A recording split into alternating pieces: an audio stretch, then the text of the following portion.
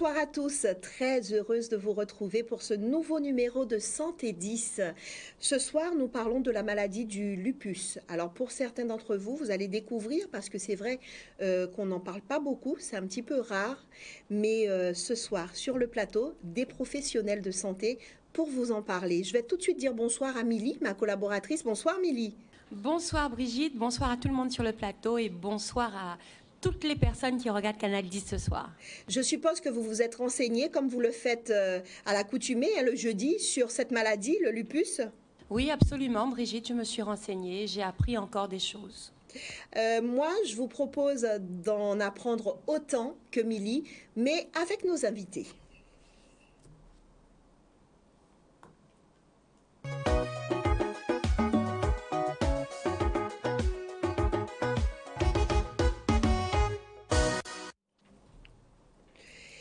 Et avec nous ce soir, pour parler de cette maladie, le lupus, nous avons le docteur Elourimi Rassan. Est-ce que j'ai bien prononcé, docteur? C'est parfait, Brigitte. Merci. Bonsoir. Bonsoir. Merci à vous d'être là. Vous êtes docteur spécialisé en médecine interne. Tout à fait, au CHPT. On a juste à côté la présidente de l'association Lupus Guadeloupe, Madame Tripoli Nicole.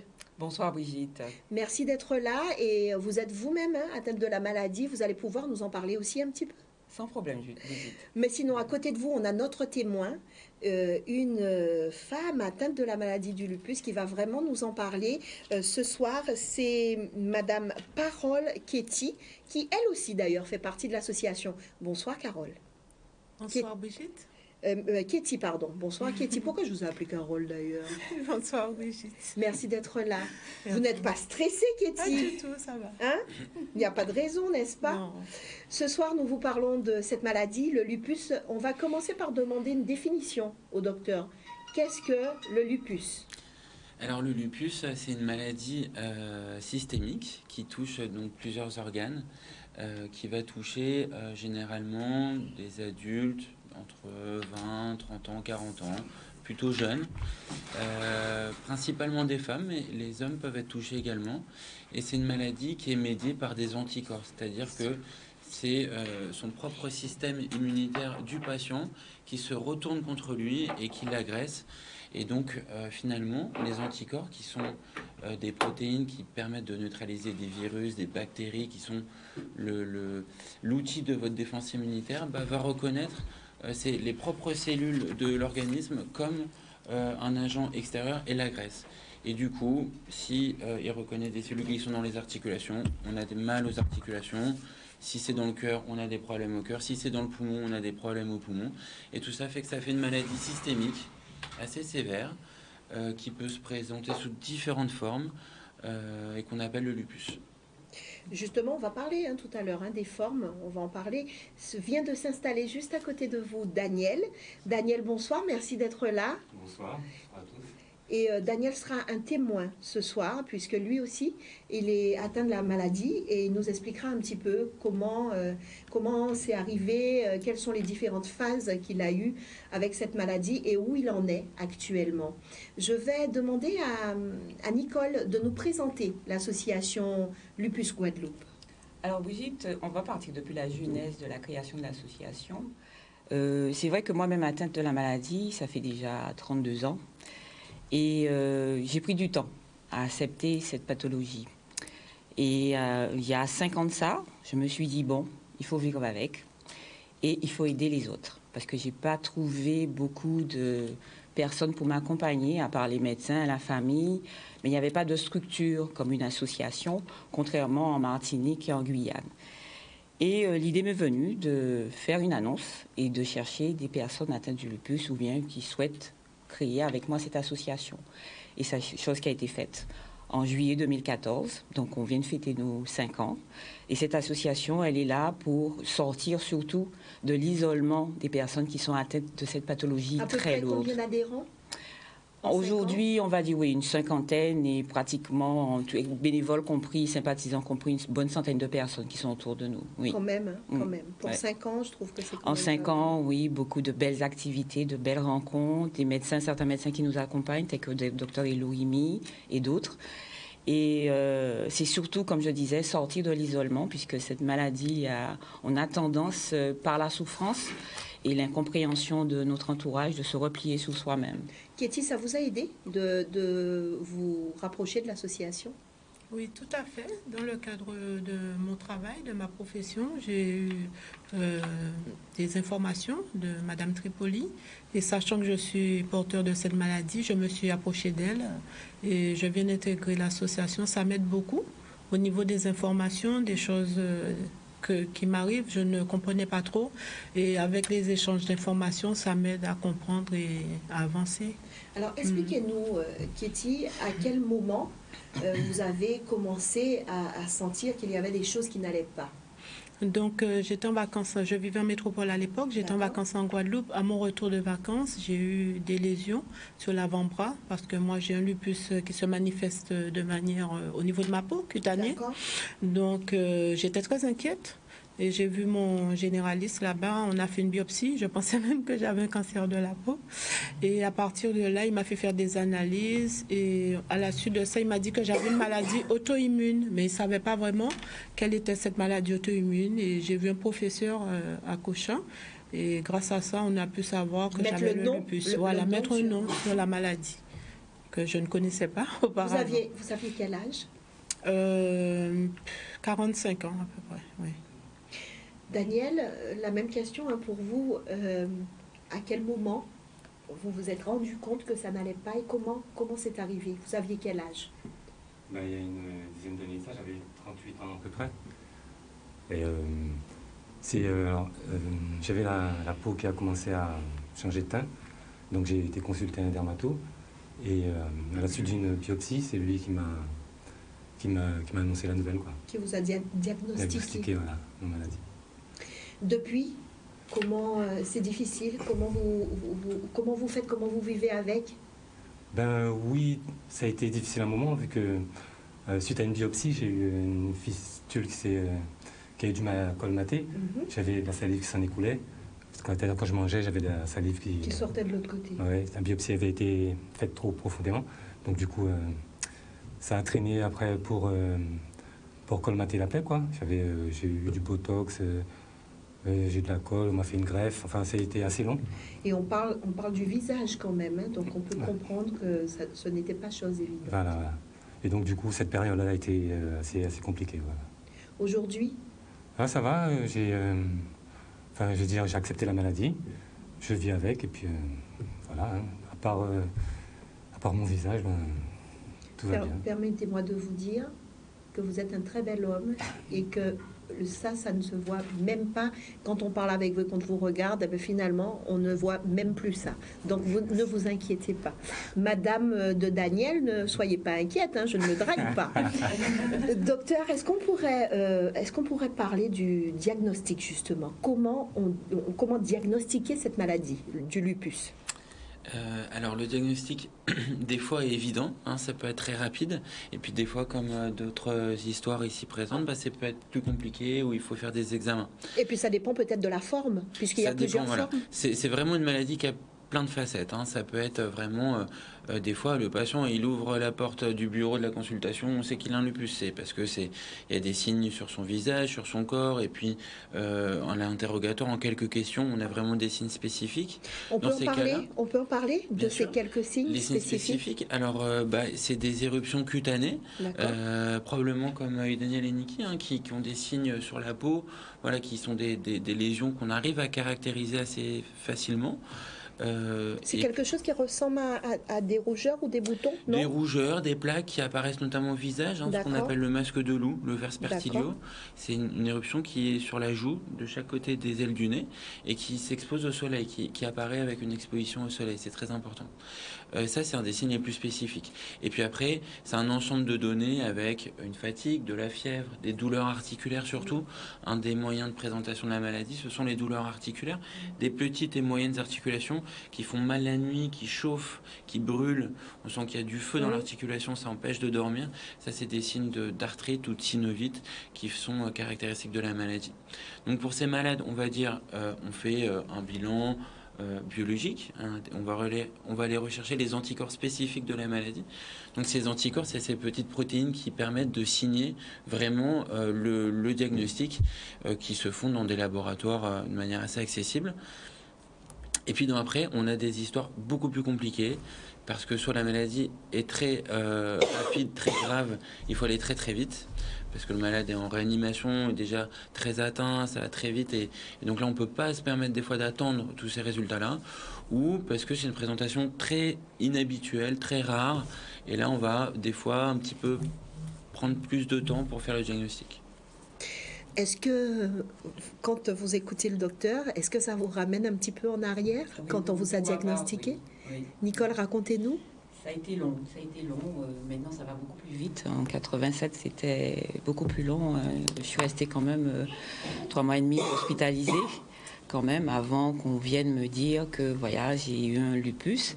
Et c'est vraiment la douche froide, hein, puisqu'on ne comprend pas très bien qu'est-ce qui nous arrive. On vous met sur corticoïdes, le corps change, puisque les joues, au niveau du corps, la morphologie, on prend du poids par rapport aux corticoïdes, la fatigue qui s'installe, les douleurs, enfin voilà. Vous aviez quel âge? 18 ans. En plus, ouais. Ouais, 18 ans. Donc voilà, toute une vie. L'acceptation, comme dit Daniel, hein, il faut vraiment. Ça a pris du temps chez moi, ça a pris beaucoup de temps. Il faut dire aussi, pour ma part, j'ai fait quand même pas mal d'erreurs. J'ai arrêté le traitement plusieurs fois, chose à ne pas faire. Donc à chaque fois, je rechutais. Et puis un jour, j'ai vu que j'étais vraiment à la porte à l'externe. Et je me suis dit, il faudrait que je me reprenne en main et voilà, et faire mon traitement convenablement et accepter la maladie. Docteur, quelles sont les causes du lupus? Alors les causes ne sont pas encore totalement bien définies. Hein. La science recherche beaucoup pour identifier le déclenchement de cette maladie. Il y a plein d'hypothèses. Mais ce qu'on peut retenir, c'est que comme c'est une maladie auto-immune, en fait ça se joue avec des débris cellulaires dans le... Alors pour ceux et celles qui ne comprennent pas forcément quand on dit auto-immune, est-ce que vous pouvez expliquer un petit peu? Alors auto-immune veut tout simplement dire que c'est le système immunitaire du patient qui se retourne contre lui et qui l'agresse. Donc c'est les propres globules blancs qui vont attaquer les cellules du muscle, du cœur, du cerveau, de la peau, etc. Et donc il reconnaît ces éléments-là comme quelque chose, comme une infection, hein, comme quand on a un bout de bois, une écharpe dans le doigt, elle va être rejetée, il va y avoir des signes inflammatoires, du pus, elle va être expulsée, c'est exactement la même chose, alors que là, il n'y a pas cet élément étranger, hein, c'est les propres cellules du patient. C'est ça une maladie auto-immune. Très bien. Daniel, quand vous avez été malade, est-ce que autour de vous, vous avez été soutenu? Est-ce que c'était difficile pour la famille? Est-ce que de votre côté, oui, mais est-ce que ceux qui vous entouraient aussi avaient un peu de mal? Comment ça s'est passé? Si, c'était difficile un peu pour tout le monde, puisque, comme j'ai dit, la partie post-opératoire a été assez longue. Et puis, surtout, au tout début, quand on ne savait pas ce que c'était, donc j'ai fait des imprudences, j'ai été sur les plages, j'ai profité du soleil et tout. Malheureusement, je ne savais pas. Donc j'ai eu ma tumeur j'ai eu mes taches, mes plaques qui ont gonflé, qui ont fait comme une brûlure, quoi. Très bien. Et puis j'ai vu ma peau se décoller comme dans un film d'horreur, quoi. Donc du coup ça fait peur et puis on s'est affolé. Puis après, à ce moment-là, oui, j'étais épaulé par certaines personnes, c'est sûr, par les proches. Mais après, avec soutien médical, avec le monde hospitalier, là oui, on m'a accompagné en partie. En partie, ouais, voilà. Parce que j'imagine, mesdames, que comme c'est pas une maladie très connue, aux yeux des autres, ça doit être compliqué à expliquer. Tout à fait, Brigitte. Surtout quand la maladie est invisible. En me regardant, on ne pense pas que je sois malade, je sois porteuse du lupus, puisque mon lupus est systémique, contrairement à Daniel et Kitty, qui a la peau qui est atteinte. Mais c'est vrai que c'est au quotidien, il faut expliquer c'est quoi le lupus. Voilà. Et c'est pas toujours facile à expliquer. C'est pas toujours facile et c'est pas tout le temps qu'on a envie d'en parler non plus. Oui, en plus. Oui, docteur, quand on a cette maladie du lupus, que doit-on faire et qu'est-ce qu'on ne doit pas faire? C'est une bonne question. Alors, ce qu'on doit faire, c'est des choses simples.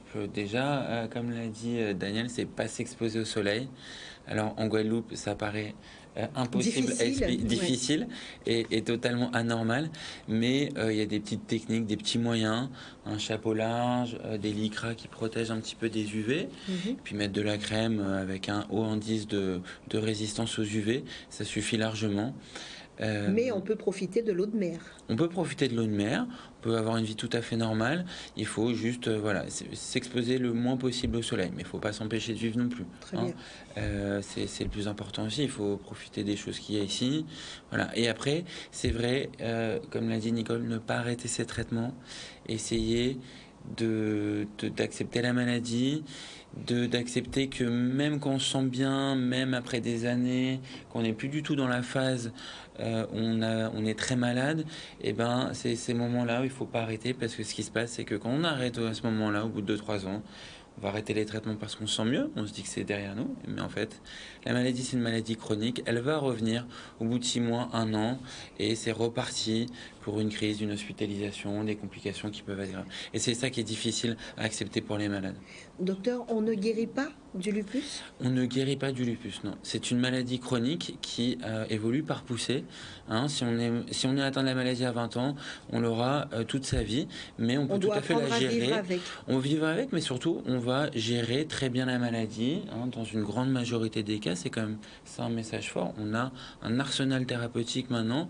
On a beaucoup d'options de traitement et les malades sont généralement, leur maladie est contrôlée. Mais il y a quand même des effets secondaires des traitements, des complications. Justement, la transition est toute faite, puisque j'ai vraiment envie qu'on en parle de ces traitements. J'en parle en premier ou je laisse parler ceux qui les ont pris et qui ont vécu tout ça. Moi, j'aimerais bien que Nicole m'en parle, parce que je sais qu'elle a des choses à nous dire sur ce traitement.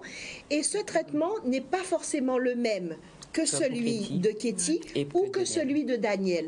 Donc, si vous permettez, docteur, on va en parler d'abord avec eux, et ensuite, vous allez nous faire une petite synthèse de tout ça. Nicole, d'abord. Bien résumé, Brigitte, puisque le lupus est au cas par cas. Donc, effectivement, le traitement relativement lourd qui entraîne aussi des effets secondaires. Donc, lorsqu'on a atteint d'un lupus, en fait, pour ma part, on est obligé d'avoir une surveillance particulière chez le cardio, chez le rhumato, avoir des séances de rééducation. Enfin voilà, ça entraîne pas mal de choses. En dehors du lupus aussi se développent d'autres choses. Donc, ça ajoute encore d'autres traitements. Donc, en dehors du traitement, il y a le suivi aussi médical. Donc, on doit se rendre pratiquement tous les mois chez le médecin, au laboratoire. Donc, voilà. C'est quand même assez lourd. C'est assez lourd, oui, c'est assez lourd. Katie ? Je suis d'accord avec Nicole. C'est lourd, mais après, ça fait partie de ma vie, ça fait partie de notre vie. Donc, j'ai un comprimé que je prends matin et soir. Il ne faut surtout pas oublier. Je suis suivie tous les ans pour la colorimétrie, pour les yeux, parce que ça peut il y a des incidences, voilà. Donc, on est très suivi au niveau des yeux. Ce sont les inconvénients de ce traitement. Quand j'ai des douleurs, je dois aller chez le kiné. Donc, on est suivi par pas mal de professionnels, à part du généraliste, des spécialistes de santé. Voilà, les analyses de sang de manière récurrente. Mais après, ça fait partie de la vie. Donc, finalement, ça touche pas mal de choses du corps. On va en parler avec le docteur tout à l'heure. Et vous, Daniel, c'est un petit peu pareil. Parlez-nous de votre traitement à vous. Comme disait Nicole, ce qu'il ne faut pas faire, c'est arrêter son traitement. Et vous l'avez tous fait. Je pense qu'on l'a tous fait. On l'a tous fait. Et donc, du coup, là, je suis en train de me réconcilier avec le côté médical. Enfin, du coup, j'ai recommencé à consulter. Puis, donc voilà, je recommence, comme qui dirait. Voilà. Mais comme disait Katie, on a des comprimés qui sont assez contraignants, j'accuse d'avoir fait baisser la vue. Donc du coup, tout ça, ça fait que j'ai un moment baissé les bras. Docteur, donc ce sont quand même de gros traitements avec des effets secondaires. Tout à fait. Ça fait partie des traitements qui sont les plus contraignants de de la pharmacopée médicale aujourd'hui. Alors, c'est vrai que pour synthétiser tout ça, il faut comprendre qu'il y a deux lupus. Il y a le lupus cutanéo-articulaire qui touche que la peau, les articulations. On va dire que c'est le lupus gentil. Il est à faible risque de s'aggraver. Alors, bien sûr, j'entends par la gentil, c'est-à-dire ça peut être très grave, mais il n'y a pas les organes nobles touchés, le cerveau, le rein, le cœur. On n'est pas à risque de décès. Parce que sous certaines formes, on peut avoir tout ça. Tout à fait. Donc dans ce cas-là, ce traitement dans les lupus cutanéo-articulaires repose sur les corticoïdes, le plaquenil. Donc le plaquenil, c'est un traitement qui impose une surveillance au niveau de la rétine, donc avec une consultation ophtalmologique une fois par an pour éviter l'apparition de complications. Mais voilà, on a un traitement. Après, dans le cas de Nicole, c'est un lupus systémique, donc c'est un lupus qui touche plusieurs organes, qui se limite pas que à la peau et aux articulations. Donc là, les traitements sont généralement plus lourds, parce que les risques de perte d'organes sont beaucoup plus importants.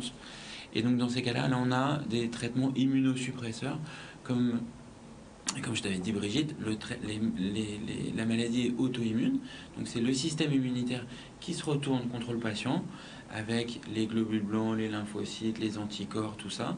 Et donc, on va utiliser un traitement qui va faire baisser le système immunitaire pour calmer la maladie. En contrepartie, quand on a moins de défense immunitaire, on est plus à risque de faire des infections et des complications. Et donc, tout l'enjeu du lupus, c'est de pouvoir trouver le traitement qui permet de mieux contrôler la maladie en ayant le moins d'effets secondaires. Comme ça, le patient peut le garder pendant des années et il est d'accord avec la stratégie. C'est de trouver le bon duo gagnant-gagnant. Donc, selon la forme du lupus, on peut mourir de cette maladie? Ah oui, bien sûr. C'est une maladie qui est extrêmement grave au début chez certains patients qui, encore aujourd'hui, partout dans le monde, en Guadeloupe, à Paris, il y a des décès, et surtout de patients jeunes, et pourtant qui sont dans des structures spécialisées, et donc c'est toujours très difficile. Alors le grand message là-dessus, c'est qu'il ne faut pas attendre, parce que le problème, c'est le retard et la latence diagnostique. Si la maladie, elle va toujours commencer avec de la fatigue, de la fièvre, des douleurs articulaires. Le patient, il va consulter un premier médecin aux urgences. Il peut mettre du temps, 2, 3, 6 mois avant de trouver la bonne structure, le spécialiste qui connaît sa maladie. Et en 6 mois, la maladie, au début, on avait une chance de la traiter très facilement, mais au bout de 6 mois, la maladie, elle a complètement explosé. C'est une maladie qui devient extrêmement grave, et donc là, on a beaucoup de mal à rattraper ce temps perdu, et malheureusement, en Guadeloupe, c'est ça qui est un petit peu difficile. Le parcours des soins n'est pas bien défini. Là, j'en profite pour parler du fait que maintenant, on essaie de regrouper toute l'activité de médecine interne au centre hospitalier de Basse-Terre, avec mes collègues, le docteur Baillet, le docteur Ponce, moi-même. On essaie de voir l'ensemble des pathologies auto-immunes sur la Guadeloupe et de travailler avec les médecins généralistes, les urgences, pour voir sans délai un patient qui débute sa maladie. On ne peut pas se permettre qu'il attende 6 mois avant de trouver le bon référent. Ça, là, c'est très délétère. Donc, nous, on voit le plus vite possible tous les jeunes patients qui débutent leur maladie dans un délai de 4 semaines. C'est convenable. Le lupus touche une tranche d'âge précise? Tout à fait. Maintenant, j'ai un point d'interrogation là-dessus, j'avoue, docteur, parce que avant, on disait c'est quand la jeune fille devient femme, au niveau de où le taux d'estrogène est assez élevé. Mais maintenant, encore aujourd'hui, on reçoit à l'association des appels pour des personnes atteintes à l'âge de 65 ans. D'accord. Donc la question se pose encore à savoir est-ce qu'il y a une limite d'âge ou pas. Est-ce que c'est une maladie, mesdames, je m'adresse à vous, est-ce que c'est une maladie qui peut toucher la partie gynécologique? Oui, beaucoup, oui. Ça peut entraîner une sécheresse qu'on peut retrouver au niveau des yeux, au niveau de la bouche également, enfin tous les orifices muqueuses, et surtout à partie génitale, oui. Et c'est pour ça que ça peut entraîner. En association, j'ai des histoires pas mal d'adhérentes plutôt, qui ont eu des difficultés par rapport à ça. C'est bien parce que vous arrivez à en parler, ça c'est très bien. Et que le couple peut exploser par rapport à ça. Ah, ça peut aller jusque-là. Ça peut aller jusque-là. Oui, parce que ça doit être compliqué, le moment intime, hein. Faire l'amour, ça doit être compliqué. C'est très compliqué, tout à fait, je confirme. Il y a ça, il y a cette partie gynécologique, il y a cette partie aussi, le docteur a fait allusion, cette fatigue inopinée, permanente, les douleurs aussi. On peut se retrouver très bien le matin et en fin de journée, être incapable de se tenir debout. À ce point-là, avec des douleurs ou voilà. Kitty qui voulait rebondir. Oui, je voulais souligner la fatigue. Parce que dans mon cas, c'est vraiment la fatigue et on est des fois incompris. Je suis d'une nature très active, quelqu'un qui a la bougeotte, mais quelquefois je suis affalée dans mon fauteuil où je fais des choses, mais par cycle. J'écoute mon corps, donc j'apprends à scinder les tâches en fait et me reposer. Et cette fatigue-là, elle est des fois incomprise par l'entourage. Dans le cadre de mon lupus, ne serait-ce que le nom, j'ai une de mes filles, elle a du mal, j'arrive pas trop à lui en parler parce que le nom lupus, elle n'aime pas ce nom-là, ça lui fait peur. Donc voilà, j'arrive même pas à expliquer voilà, la pathologie. Il est vrai que le nom est quand même particulier, on doit avouer, hein, lupus. Au début, quand on m'a interpellée sur cette maladie, j'ai eu un petit point d'interrogation parce que je partais du principe où j'en avais pas vraiment entendu parler et je me disais mais qu'est-ce qu'elle raconte et tout. Alors bien sûr j'ai été voir mon ami Google et, c'est tellement plus simple et là quand j'ai commencé à lire, plus je lisais et plus j'avais envie de lire encore et encore parce que je me disais mais c'est juste impossible d'avoir une maladie comme ça chez nous, enfin dans notre entourage ou notre existence tout simplement, et de ne même pas savoir qu'elle existe. Et donc voilà. Est-ce que chez les hommes aussi, il y a cette fatigue, il y a toutes les difficultés qu'on entend chez les dames, est-ce qu'on retrouve aussi ces difficultés chez l'homme atteint du lupus? Si, chez l'homme totalement, oui.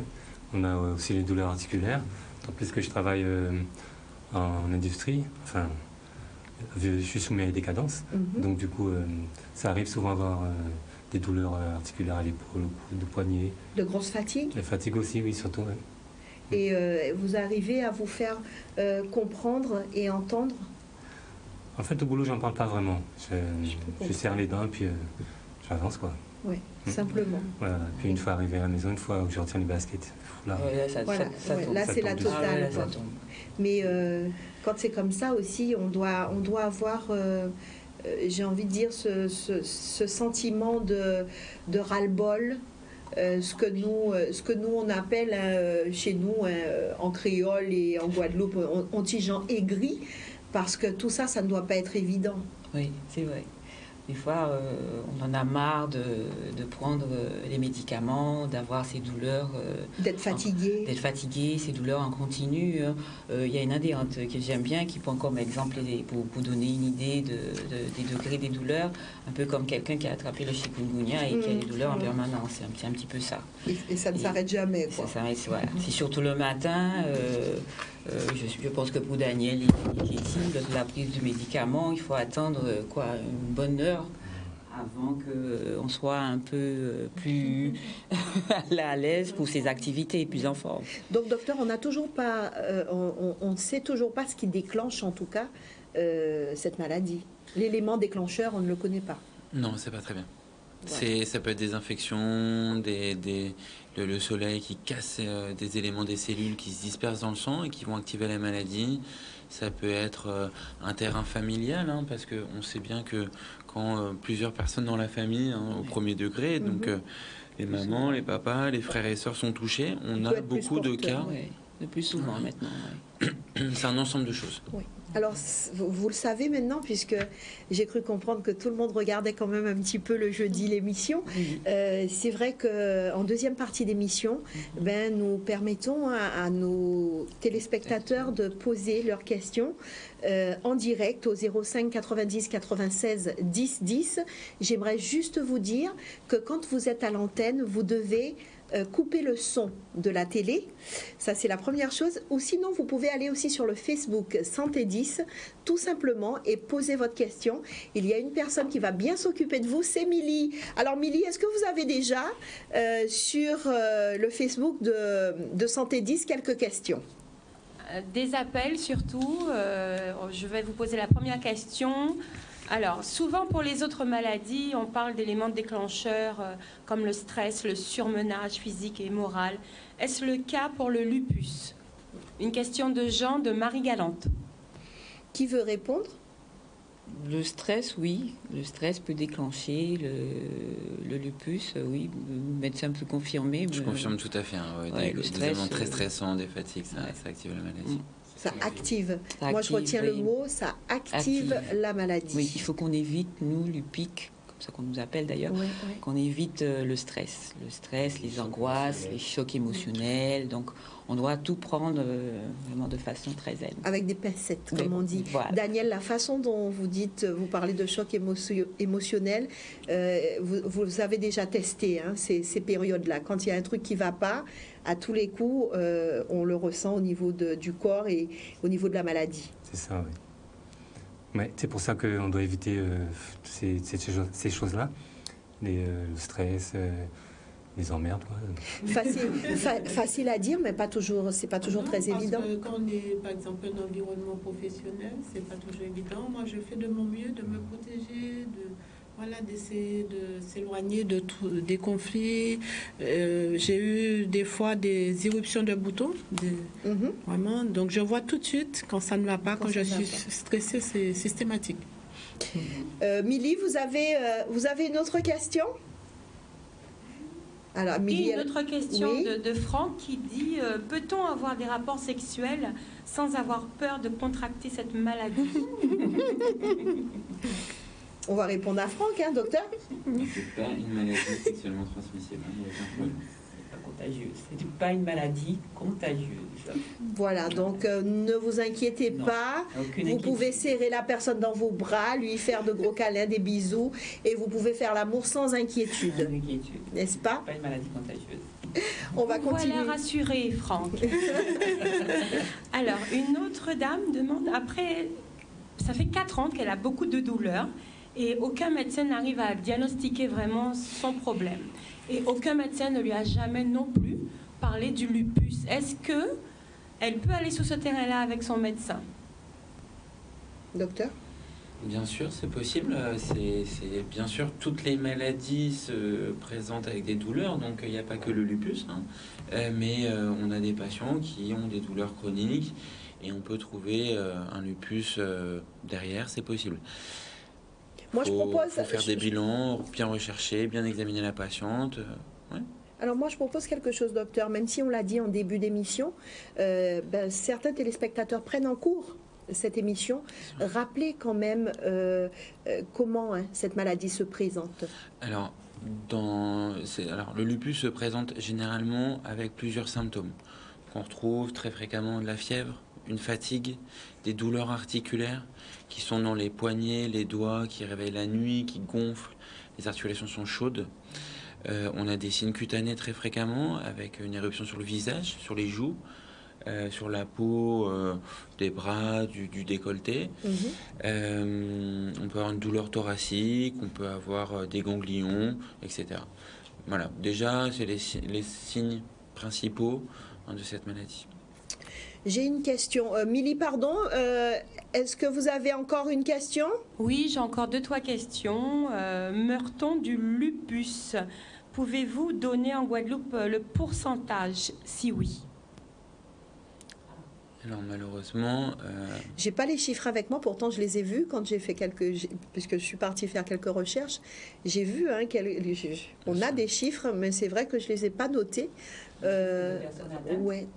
De personnes atteintes et de personnes qui oui.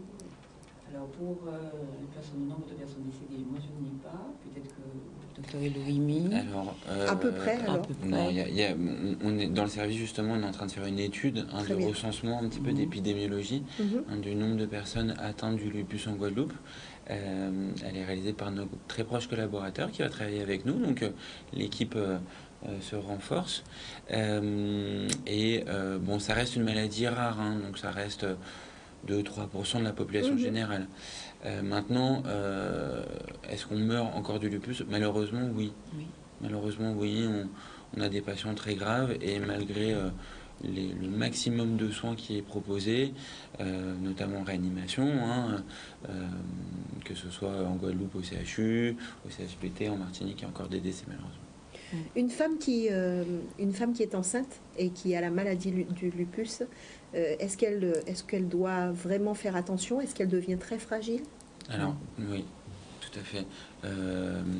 Le lupus, on a des poussées pendant les grossesses. Hein. La grossesse, c'est un état qui a risque d'aggraver son lupus ou d'apparaître pour une première fois au moment de la première grossesse. Et donc, c'est des grossesses à risque qu'on doit surveiller de très près. Ça n'empêche pas la grossesse, hein. Il n'y a aucune situation qui contre-indique une grossesse, mais il faut bien la préparer. On a des traitements aussi qui sont tout à fait compatibles avec l'état de grossesse, mais c'est vrai qu'il ne faut pas se braquer, il faut aller voir les médecins, il faut avoir un suivi pour que tout se passe bien. On revient vers vous, Amélie, dans 2 petites secondes. Nicole, vous êtes maman? Oui. Vous avez combien d'enfants? Un seul. Un seul enfant. La grossesse a été difficile? C'est juste après la grossesse que j'ai eu, qu'on a découvert mon lupus. D'accord. Voilà. Pour Katie aussi? C'est très tard, moi, donc à 45 ans, j'avais Vous aviez déjà vos 2 enfants. Très bien, très très bien.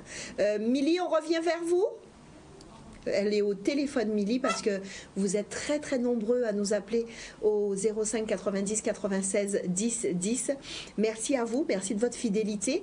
On va retourner voir si Milly est encore au téléphone. Milly? Alors, tu as une communication. Oui. Allô, bonsoir. Allô? Oui, bonsoir, madame. Oui, bonsoir, excusez-moi, je ne vous entends pas.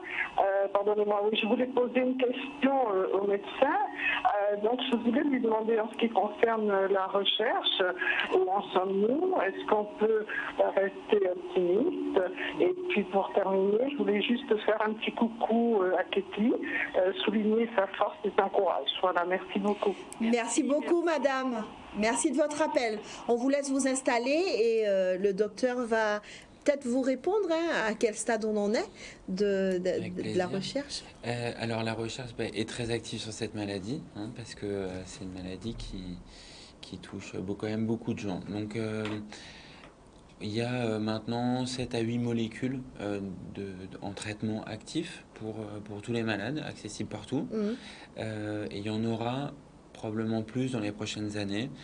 Maintenant, cette partie-là de la médecine se développe sur des biothérapies, des biomédicaments. Donc on va aller neutraliser ces fameux anticorps qui activent la maladie et qui sont responsables des dégâts cellulaires. Et donc on va aller neutraliser ces anticorps avec un autre anticorps créé en synthèse, hein, dans un laboratoire. Donc on appelle ça un biomédicament. Pour l'instant, le lupus bénéficie pas encore d'une biothérapie aujourd'hui, comme à l'instar de la polyarthrite rhumatoïde, d'autres maladies qui ont bénéficié de ces avancées les 10 dernières années. Dans le lupus, on n'arrive toujours pas à bien identifier le bon médicament, mais il y a une recherche très active dessus. Milly? Oui, Brigitte, une question de Georgette qui dit: est-ce que c'est vraiment une certitude que les enfants ne peuvent pas avoir cette maladie? C'est vrai, c'est sûr que les enfants ne... Dans une même fratrie, on peut trouver plusieurs cas de lupus. Donc, je ne sais pas si c'est possible. C'est pas une maladie génétique qu'on transmet de manière certaine. Hein. C'est pas les mêmes lois de la génétique. C'est pas sur un chromosome. Vous savez, quand vous avez une maladie génétique, on fait un arbre généalogique et puis on peut calculer à peu près le taux de transmission. Dans le lupus, c'est autre chose, c'est plusieurs facteurs. Il y a une partie de la génétique quand même, parce que moi j'ai des patients, quand je leur demande s'ils ont dans la famille quelqu'un qui a un lupus, très souvent, la mère, la sœur a cette maladie. Donc on dit qu'il y a 10% de facteurs génétiques familiaux, mais ce n'est pas parce qu'on a atteint du lupus qu'on va le transmettre forcément à ses enfants. On peut être rassuré là-dessus, mais il y a un petit peu plus de risque que dans la population générale qu'un de ces enfants ait cette maladie. C'est sûr que les enfants moins de 10 ans ne peuvent pas être atteints du lupus. Moins de 10 ans? Non, puisqu'on a le lupus néonatal. Non. Donc à tout âge. À tout âge, hein. D'accord. Non, à tout âge. D'accord. Non, il n'y a pas. Milly? Oui, encore 3 questions. Encore 3 questions. C'est la question fuse. Calice c'est qui dit, m'intéresse. pour une personne qui a déjà un système immunitaire faible, est-ce qu'elles sont beaucoup plus exposées? Ben, c'est ce que disait le docteur. C'est la bonne question. Je ne suis pas sûr de pouvoir répondre. Là, c'est des cas vraiment à part. À part. Donc, non, on n'a pas de surrisque. Après une chimiothérapie, après un cancer, par exemple, donc, du sein, 10 ans après, on n'a pas un surrisque à développer un lupus. À ma connaissance, non. On a répondu à votre question, Val? Ben oui. Alors, Hibiscus qui demande par quel praticien doit-on être suivi exactement? Ça, c'est la question Ça, qui c'est revient. la question. La question qui revient. Là, je ne peux pas répondre à cette question parce que je vais prêcher pour ma paroisse, donc je vais laisser Nicole, Katie, Daniel, alors, qui vous suit pour cette maladie-là? Vas-y, Katie. Moi, je pose la même question qu'Hibiscus. Parce qu'en fait, je suis suivie par un généraliste et à côté ophtalmo. Et je me posais la question, et un endocrino. Et je me posais la question, est-ce qu'il faudrait que je sois suivie par... Donc, je vous pose la question. Par un référent lupus. C'est pareil pour vous, Nicole? Moi, je suis suivie par un référent de la maladie, tout à fait. Et également s'ajoute, comme j'ai une atteinte rénale, par un néphrologue et tous les surveillants dont je t'ai fait part tout à l'heure. Et vous, Daniel? Voilà. Pareil? Qui vous suit? Alors moi j'ai eu la chance d'avoir commencé un programme avec la sécurité sociale 100% santé. Donc j'ai la chance d'avoir une diététicienne, j'ai un masseur, enfin une masseuse pardon. Il y a attendez, j'ai une ça. Socio-esthéticienne, psychologue, naturopathe, dermatologue, cardiologue. En fait, c'est toute une panoplie. D'accord. Ouais, D'accord. Et quel est le référent qui gère tout ça? Quel est le médecin? Est-ce que c'est le médecin généraliste? Est-ce que c'est un spécialiste parmi tous ceux-là qui reste quand même... Ça reste le médecin, l'interniste, Voilà. le médecin spécialisé en médecine interne. Eh bien, c'est vous. Voilà. Voilà. Il faut bien qu'on travaille. Donc, c'est vrai que c'est une maladie qui, pendant longtemps, a été gérée par différents spécialistes. Parce que le lupus, s'il touche que la peau, c'est logique d'aller voir un dermatologue. Et chez les dermatologues formés à cette maladie, il n'y a aucun souci pour qu'il soit suivi. Voilà. Si on a un lupus qui touche le rein, c'est assez logique d'être suivi par un néphrologue.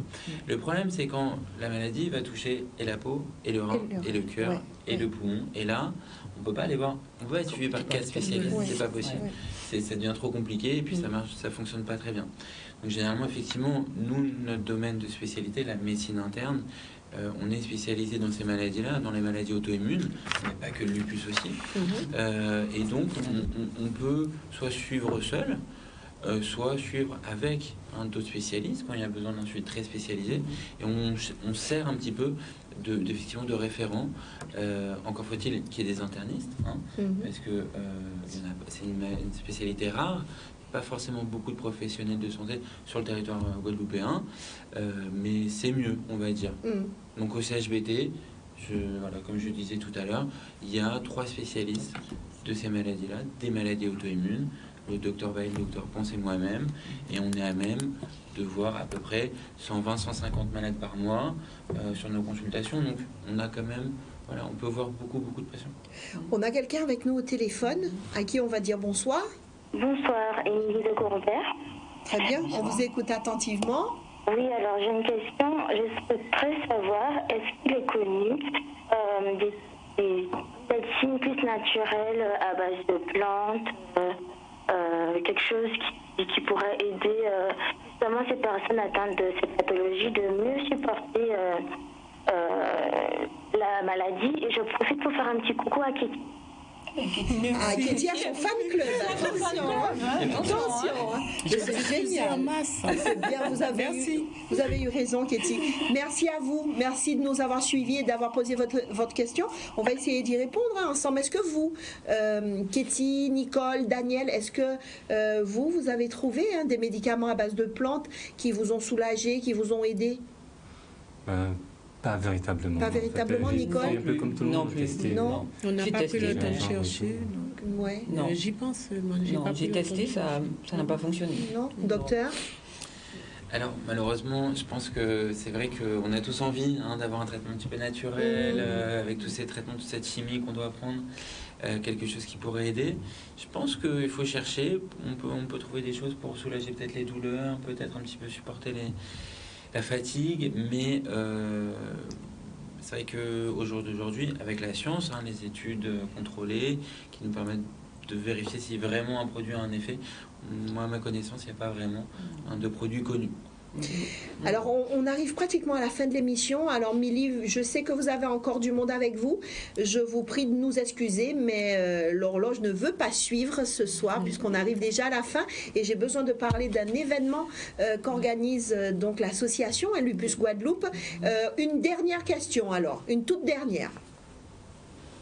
Ce n'est pas une question, c'est des félicitations de Claudia Karine qui dit franchement que l'émission est magnifique et que toutes les personnes présentes sur le plateau sont magnifiques et d'avoir ce courage, elle les félicite. Merci beaucoup. Merci. Justement, l'association Lupus Guadeloupe qu'on a présentée en début d'émission, organise certaines choses pour vous informer, pour vous aider. Et ce sera le cas très prochainement, Nicole. Ce sera le cas très prochainement, Brigitte. Oui, le samedi 30 novembre, je répète bien, le 30 novembre, venez à la table ronde que l'association Lupus organise. Et le thème que nous avons retenu cette année, c'est dans le cadre de la Journée mondiale du lupus. Le thème que nous avons retenu pour cette année, c'est lupus et traitement. Donc, on va vraiment débattre, déjà rappeler qu'est-ce que le lupus, puisque l'association médiatise et faire connaître et reconnaître encore cette pathologie encore méconnue sur le département. Donc, on va parler du lupus. Vous serez entouré de professionnels? De professionnels de santé, donc un néphrologue, un cardiologue, nos internistes du CHBT de Basse-Terre, un rhumatologue aussi également. Et la partie traitement, qui vont débattre du lupus et la partie traitement et les effets secondaires du traitement. Donc on aura dans la table ronde participeront un orthoptiste de l'association AOG et également un ophtalmo et un dentiste, puisque les surveillances sur cette partie-là sont très importantes. Très bien. Nous sommes tous invités? Tous invités. Tout le monde est invité à participer à cette table ronde. L'entrée est gratuite. Nous rappeler le lieu? Le lieu. Alors, la salle, le palais, ou salle, je ne sais pas, palais de Félix Proto. C'est l'ancienne salle des fêtes des Abîmes qui a été... Très bien. Très bien. Il y aura de la place pour tout le monde. Parce qu'après l'émission, là... Je l'espère. Après l'émission, là, vous savez que les gens, ils vont venir. Ils vont venir en famille. Tout âge, Tout âge est attendu à 8h. À 8h jusqu'à midi. Et les gens pourront aussi, on va mettre en place des stands à l'entrée. Donc, on a des fournisseurs, enfin des entreprises qui jouent le jeu avec nous. Donc, on aura une exposition de tableaux, de produits naturels, on en parlait tout à l'heure, et également une entreprise qui fait des paniers de légumes. Donc, et puis peut-être de la documentation. De la documentation également. De quoi s'informer sur la maladie. S'informer sur le lupus. Donc vous allez pouvoir trouver sur place ce livre, le lupus en 100 questions. Et également une petite histoire du lupus. Et c'est décliné en bande dessinée de l'expérience de 3 à 4 personnes atteintes du lupus. Parfait, Nicole, présidente de l'association Lupus Guadeloupe. Merci d'être venue. On sera avec vous le 30 novembre. Avec plaisir. La directrice de Canal 10, Lisa Rodriguez, elle est vraiment très proche de tout ce qui concerne la santé. Oui. Et donc, c'est sûr que vous allez avoir une équipe qui va venir pour prendre quelques images et pour les diffuser après. Katie, Merci à vous parce que vous nous avez ramené un fan club, mais alors... En tout cas, merci. Merci d'avoir participé, d'avoir parlé avec le cœur. Ouais. Vous allez saluer pour moi monsieur votre mari. Merci. Qui vous a accompagné, qui attend de l'autre côté. Gentil monsieur, merci monsieur de nous avoir emmené madame.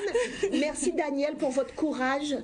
Vous êtes venu ici sur le plateau pour nous parler de cette pathologie, pour nous parler des difficultés et du combat au quotidien.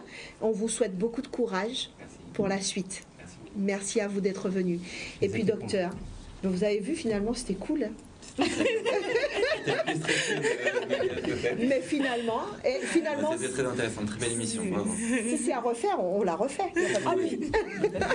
Voilà, et bien c'est sûr, c'est quelques mots qu'on va se faire juste un petit tour pour le mot de la fin, Katie. Un petit mot de la fin. Ben, le mot de la fin, c'est Tchemberet, pas pète souris à zod, la vie la belle, nous ka tchembe, nous pas kalagi.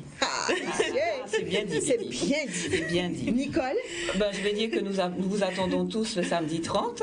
Et pour joindre l'association, vous faites le 06 90 63 19 36. 63 19 36, c'est un portable. Un portable. Bien voilà. noté. Merci Brigitte. Daniel, un petit mot de la fin? Oui, bonsoir à tous et puis merci de nous avoir reçus. Merci On vous à attend vous. le 30. Merci à vous d'être venu. On sera là le 30. Docteur, le dernier mot est pour vous. Ouais, c'est gentil. Moi, vraiment, je voudrais rebondir sur quelque chose qu'a dit Daniel qui était très fort, c'est que voilà, faut pas lâcher. Faut quand on est malade, c'est une maladie chronique. Tout joue dans le mental. Malheureusement, quand les patients ils lâchent, c'est eux qui sont victimes de leur propre faute, quoi. C'est la maladie se retourne contre eux, donc c'est très très dur. Donc voilà, faut pas lâcher. Et moi, pour finir, j'aimerais vous dire merci. Merci, chers téléspectateurs. Merci de votre fidélité. Merci de nous permettre de faire cette émission tous les jeudis. Votre santé, une priorité, on le dit souvent et c'est vrai. Merci à Kevin ce soir pour la réalisation de cette émission. Et merci à vous, Milly. Merci à vous aussi. À très bientôt et merci pour tout. Rendez-vous jeudi prochain, même lait, même antenne, Zoja Connect.